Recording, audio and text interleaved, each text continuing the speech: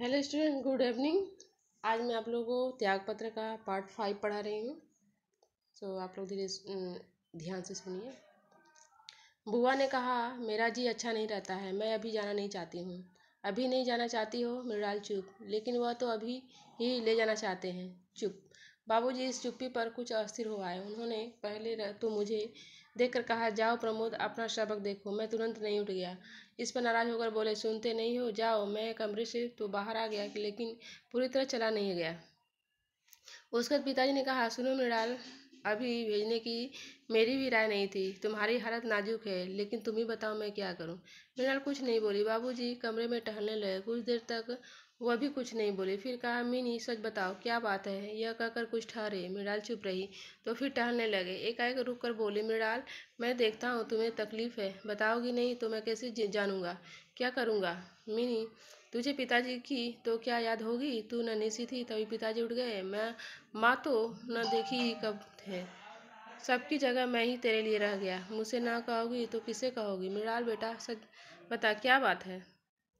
बुआ ने कहा, कुछ भी बात नहीं बाबूजी, पर मैं जाना नहीं चाहती हूँ। जाना नहीं चाहती हो यह तो मैं देखता हूँ, पर भला ऐसा कहीं होता है? और कब तक नहीं जाओगी? बिल्कुल नहीं जाऊँगी। बाबूजी ने कुछ चीख कर कहा, तो क्या करोगी? आप यहाँ से निकाल देंगे तो भी यहाँ से निकल जाऊंगी। बाबूजी को इस पर रोष आया। बोले, कहाँ निकल जाओगी? पिताजी मुझे नन्ही छोड़ जहाँ चले गए हैं, कोई राह बता दे तो मैं वहीं जाना चाहती हूँ। इसके बाद मुझे कुछ नहीं सुनाई दिया। पिताजी के फर्श पर जोर जोर से चलने की आवाज़ मुझे आई। दो एक बार खांसने की भी आवाज़ आई, मानो कुछ बार बार गले में भर आता हो। 2 3 4 5 मिनट में प्रतीक्षा में रहा। पिताजी के तेज कदमों की धमक, खांसी और कभी जोर से उठता हुआ उनका उच्छ्वास ही मुझे सुनाई दिया। आखिर मैं वहां से खिसक कर चला आया। इसके बाद मिलने पर मैंने बुआ से पूछा, बुआ, पिताजी भेजने को कहते हैं। बुआ ने डपट कर कहा, चुप रहा करो प्रमोद, अपने काम से काम रखा करो। मुझे उनका यह गुस्सा बिल्कुल समझ में नहीं आया। मैं भी उस दिन तुनक कर अपने अलग अलग रहा, पर संध्या समय अचानक वह मुझे अपने गले लगाकर रोने को हुआ। बोली, तू रूठ गया प्रमोद? थोड़ी देर बाद अपने आप कहने लगी, बाबूजी मुझे भेजने को कह रहे हैं, चली जाऊं? मैं क्या जवाब देता। उन्होंने मेरे कंधे पर हाथ रखकर कहा, मुझे चला जाना चाहिए? क्यों प्रमोद? मुझे चुप देखकर फिर वह बोली, अच्छा जाने दो इस बात को। यह बता, मैं चली गई तो तू मुझे याद रख करेगा? उस समय मैंने कहा, बुआ, मैं तुम्हें पीछे बहुत याद करता था, पर मर जाऊं तो भी याद करेगा। मर जाऊं तो भी याद करेगा? मैं तब समझदार था। कहा, ऐसी बात मत करो बुआ, मैं नहीं सुनना चाहता। अच्छी, एक बात बता, तू बड़ा हो जाएगा तब मैं बुलाऊंगी तो तू आएगा? फौरन आऊँगा, कैसी भी हालात हुई तू आएगा? हाँ आऊँगा। तो सुन, मैं कहती हूँ तू नहीं आएगा। मैं तुझे बुलाऊंगी ही नहीं। कहती हूँ तुम सब लोग मुझे भूल जाना। मैं जैसी गई वैसी मरी। इसके बाद मैं तुम लोगों को बिल्कुल तकलीफ नहीं दूंगी। थोड़ी देर बाद बुआ ने मुझसे पूछा, तू जानता है पति का घर क्या होता है? मैंने कहा, मैं नहीं जानता, स्वर्ग होता है। मान लिया कि स्वर्ग होता होगा, लेकिन मेरे इस सहज भाव से मान लेने से उन्हें जैसे सांत्वना नहीं हुई। बोली, वह तो स्वर्ग ही होता है, जिसके लिए ऐसा नहीं है वह अभागी नहीं है। मुझे चुप देख वह आगे बोली, जानता है स्वर्ग क्या होता है? जल्दी से अपने आप ही बोली, स्वर्ग बड़े आराम की जगह होती है, वहाँ देवता रहते हैं। अगले समय में उनकी अवस्था बिल्कुल प्रकृतिस्थ मालूम होती थी। उन्होंने माँ से कहा कि धोबी के कपड़ों के लिए कह दे इतवार तक आ जाए, क्योंकि फिर जाना है। 2 4 छोटी मोटी चीज़ें भी बाजार से मंगवाने को कही।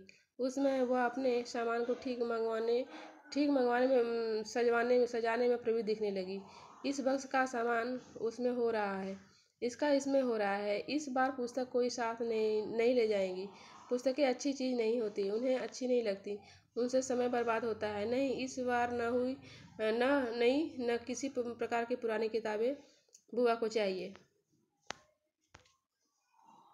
दोपहर तक वह इसी प्रकार प्रवृत्त दिखी। फिर खाना खाकर जो लेटी तो सिर में जोर का दर्द हो आया। मैंने कहा, बुआ क्या है? बोली, सिर में दर्द है, माथा दबा दूं? नहीं, बाम लगा लो। नहीं, यूडी क्लोन की पट्टी लाता हूँ। अरे नहीं नहीं नहीं। मालूम हुआ कि उन्हें 2 3 रोज से सख्त कब्ज है, पेट पत्थर हो रहा है। मैंने कहा डॉक्टर। बोली कोई डॉक्टर फाक्टर नहीं।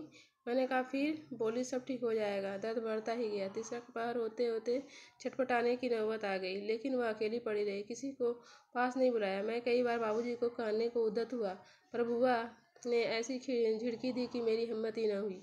अब उनको पेट में भी तकलीफ मालूम होती थी। दर्द रह कर उठता था, जैसे कोई भीतर बैठा दम लेकर आते ऐंठ रहा हो। दर्द के मारे उनकी आकृति भयंकर हो उठती थी। मैं नहीं जानता कि मैं किस प्रकार सब सह गया और खबर किसी को न दी। मैं कहने जाने को उद्यत होता था और वह अपनी कसम दिलाकर मुझे रोक लेती थी। कहते कहते कर उठती कि तुझे मेरी मौत का ही पता लगे जो तू किसी से कहे। मैंने कहा फिर कैसे होगा? बोली पेट का दर्द है, अपने आप सब साफ हो जाएगा। देख बाजार जाए तो जरा जमाल गोटा ले आना। याद रहेगा जमाल गोटा?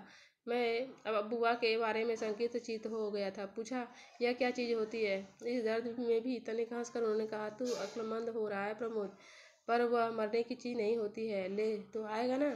मैंने पूछा उसे तबीयत ठीक हो जाएगी? हाँ हाँ हो जाएगी। जाएगा? जमाल घोटे के सेवन से उनकी तबीयत का जो हाल हुआ वह कहना वृथा है। माता पिता दोनों चिंतित हो गए। मैंने भय के मारे कुछ नहीं कहा। आशंका हो गई कि कहीं गर्भ न जाता रहे। वह तो न गया, पर वह सब कुछ हो गया। 3 रोज में उनका ऐसा मुंह निकल आया कि तरस आता था, जैसे मर कर जी हूँ। करुणा होती थी, लेकिन करुणा हद लांघ कर क्रोध हो जाती है क्या? गुस्से में भरकर मैंने बुआ को खूब सख्त सुस्त कहा। सुनती रही। फिर वह बोली तू भी मुझे ही कहेगा प्रमोद? और नहीं तो कैसे किसे कहूँगा? अच्छा तू भी कह ले। बुआ ने कुछ ऐसे भाव से वह बात कही कि मेरा काठिन्य अपने में ही कुंठित हो रहा। मैं कातर हो आया। कहा फिर यह तुमने क्या किया बुआ? क्या किया? मैं जानता हूँ जो हुआ है वो तुमने ही किया है। इस पर कुछ देर बंधी निगाहों से मेरी ओर देखते रहकर बोली सच जान प्रमोद, मैंने कुछ नहीं किया। मेरी मति भ्रष्ट हो गई है। मुझे कुछ ठीक सूझता नहीं है। मैं जो करती हूँ क्या जानती हो, यहाँ मुझे कोई भी बताने वाला नहीं है। अपने मन की मैं किससे कहूँ प्रमोद? मेरी कुछ समझ में नहीं आता है। ऐसे में तू मुझे भी दोष देगा तो मैं करूँ क्या करूँगी?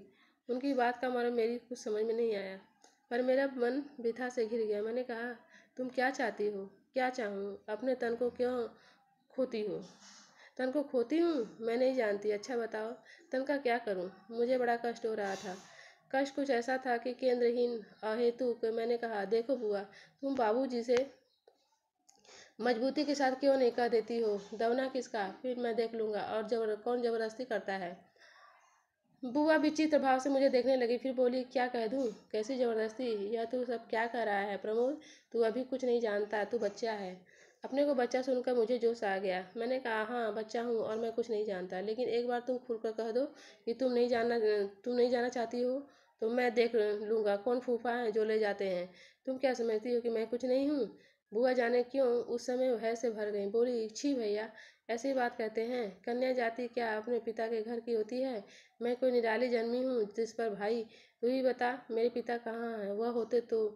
मैंने आवेश भाव से मानो चिल्लाकर कहा कौन पिता? कैसे पिता? कैसी बात करती हो बुआ? बाबूजी तुम्हारे नहीं है, अम्मा नहीं है, मैं नहीं हूँ? बुआ ने धीरे से कहा कोई नहीं है। मैंने उस समय उनके कर्ण से लगाकर कहा मैं नहीं हूँ, मैं नहीं हूँ।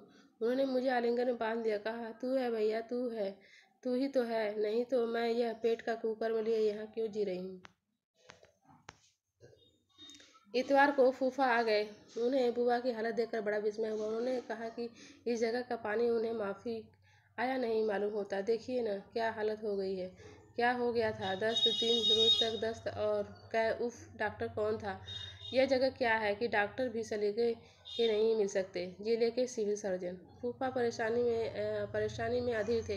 बुआ की अवस्था पर उनकी आलोचना उनके मन की व्यग्रता और चिंता प्रकट करती थी। मेरे सामने उन्होंने बुआ जी को कहा कि ऐसी हालत में मुझे तार क्यों नहीं कर दिया गया? मैं सब बंदोबस्त कर देता। हमारे यहाँ का पानी और घी दूध कैसा है आप जानते ही हैं। मसल है घी और मर्द पछा का कैसी ही गिरी तबीयत हो वहाँ देखते देखते संभल हो जाती है। पिताजी से कुछ विशेष उत्तर नहीं बन पड़ा। ऐसा मालूम होता था कि उन्हें स्वीकार है कि बेशक उन्हीं का अपराध है। पिताजी ने तो एक बार कहा कि खैर हालत कमज़ोर है, कुछ दिन ठहर कर ले जाएं तो क्या बेहतर न होगा? पर हालत कमज़ोर है तो इसका तो फूफा का कर्तव्य और भी स्पष्ट हो जाता है। आप ही सोचिए, ऐसी हालत में उन्हें छोड़ जाना कहाँ तक मुनासिब है। पर आप देखिए कि यहाँ वहाँ पहुँचकर थोड़े दिनों में ही तबीयत हरी हो जाती है। और सच पूछिए तो छोटे मोटे रोगों की परवाह करना उनकी परवरिश करना है। 100 दवाओं की एक दवा है बेफिक्री। फूफा ने फिर कहा, आपने उन्हें समझाया तो दिया ही होगा, जरा सेहत का ख्याल रखा करें और दुनिया का भी जरा लिहाज रखना चाहिए। आप जानिए, बहू बेटियों की चलन की रीति नीति हुआ करती है। अपने तो वही पुराने अकीदे हैं, अपना कुल सिलसिला आता है, वह न निभाया तो फिर क्या रह गया। जरा ये बातें समझा देना चाहिए। मैं तो अपनी तरफ से थोड़ा बहुत कहता ही हूँ, लेकिन आप जानिए आपकी बात का मुझसे कहीं अधिक असर होगा। मैं 8वीं कक्षा क्लास में पढ़ता था, तब क्या मैं समझता हूँगा, क्या नहीं समझता हूँगा।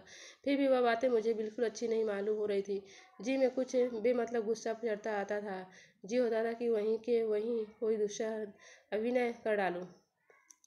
ऐसे भाव की कोई वजह न थी, पर बाबूजी की कुछ दबी हुई स्थिति की झलक उनके चेहरे पर देखकर बड़ी खीज मालूम हो रही थी। पर जाने मुझे क्या चिप चीज़ रोक रही थी कि मैं फट नहीं पड़ा। बाबूजी ने फूफा के जवाब में कहा, जी हाँ, जी हाँ। सहसा फूफा मेरी ओर मुखाते हुए कहा, कहिए जनाब, आपका इसम शरीफ। ओ याद आया, प्रमोद, प्रमोद मेरा नाम है तो है। इससे किसी को क्या क्यों कुछ मतलब है? और मैं कुछ नहीं बोला। किस दर्जा में पढ़ते हैं? इस छमाही इम्तिहान में फेल हो गया हूँ। ये हुआ पार्ट 5। इसके बाद पार्ट 6 आएगा। तब तक के लिए इतना ही। Thank you.